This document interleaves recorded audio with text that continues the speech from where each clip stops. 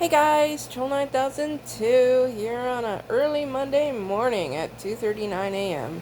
It's story time. I had to write this one real quick today. Well, I actually wrote it yesterday because I left my notebook at work, and so instead of skipping story time, I decided I'd pull one out of my head. And I think it's pretty good. I think y'all will enjoy it. It's called Clouds Do What? I know there are a lot of people that love to watch the clouds, the different shapes and things that sometimes emerge from them. It's silly, sometimes serious, and sometimes it makes sense to one person and not another. Well, this story is about how making connections with big puffy clouds can cause the cloud to turn into things you're thinking of. To connect with a cloud in the sky, not in your computer or anywhere else, your heart has to be warm, your mind has to be ready to accept the outcome. No, it didn't work for all people, and it didn't work for people who had dirty minds, thank heavens. But it worked for kids mostly. Every now and then, you'd see an adult make the cloud connection, but most of the time adults were cold and unwilling to see what their mind was putting out at the time of the cloud formation. Well, as a kid, I used to be able to do it no problem, and I used to think of things and see them a lot of my childhood friends couldn't see what I saw because my imagination was ridiculously wild. It still is, but I leave the clouds alone for other people to use every now and then. I'll try and see if I still have it. And I would be no cloud whisperer, but I have my days where I just needed to see the good in the world. You know how it is. So one day, recently, I was driving home and there was this cloud that looked like an angel staring over my house. Because I was almost home and I was amazed. Then the grown-up in me took over and the cloud disappeared. But not before I took a ton of pictures of it. I love taking pictures of clouds mostly because it doesn't matter if they are blurry or not. I take horrible pictures otherwise. I only did it for fun. I had a long, long day.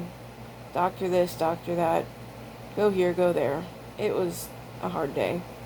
I was driving home, got good news, got bad news. But later that afternoon, I was swinging out in my hammock. It was hot out, 'cause it's Florida. But there was a breeze from the outdoor fan that we have. And I didn't mean to, but I looked at this puffy cloud and I couldn't help but think of someone I recently lost. But the cloud did not form into the face of the person I was thinking of. What happened next scared the crap out of me. There was lightning in that cloud. I grabbed my hammock off the hooks and ran for the house. At first, I was really, really sad that I lost my ability to connect with the puffy clouds. Then I thought, maybe the person I was thinking of was mad at me, and they showed anger from heaven. But angels don't do that, do they?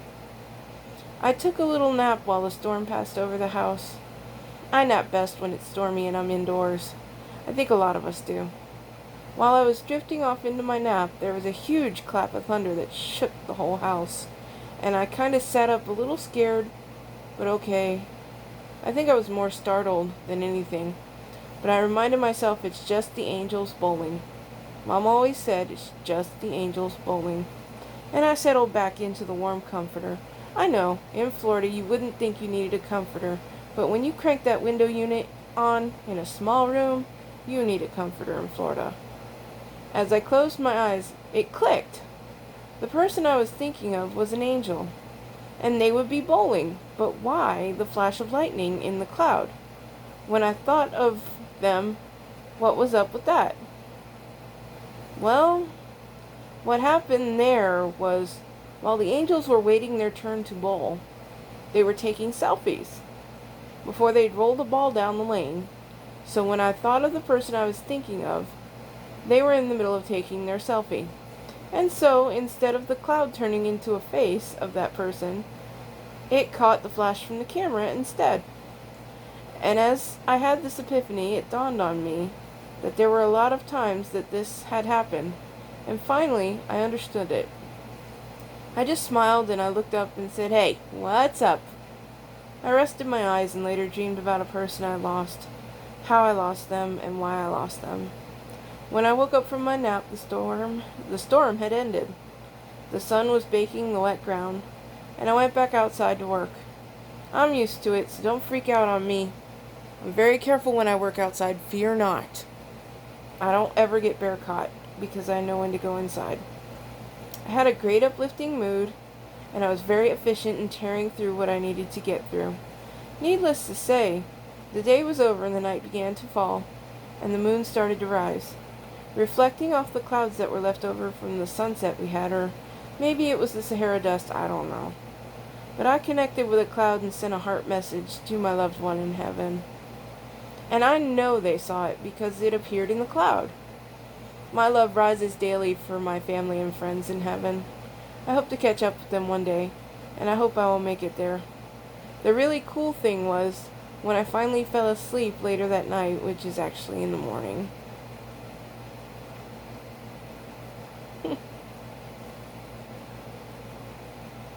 I finally fell asleep. I had another dream, and this dream was so real.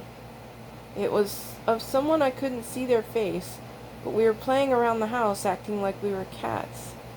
And I ran and I jumped on the couch and I looked to see if I was going to get yelled at. And the next thing I knew, the person I was catting with came and hopped from the floor to the back of the part of the couch. And they walked along the back part of the couch on all four before doing what almost seemed like an elbow drop on me. And we lay there for a minute laughing and then just chilled. And I woke up. I mean, really, why do I dream like this? I don't even know who I was playing cat with, but it was fun. Have to do it again. Anyways, I think I need to lay off something before bed, whether it's food or water or whatever. But the cloud thing is true. Just try it once and you'll see. Just see if you can do it. I dare you.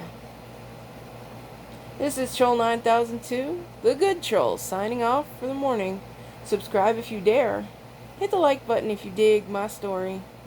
Have a great day whenever it comes. Mine will probably be like noonish.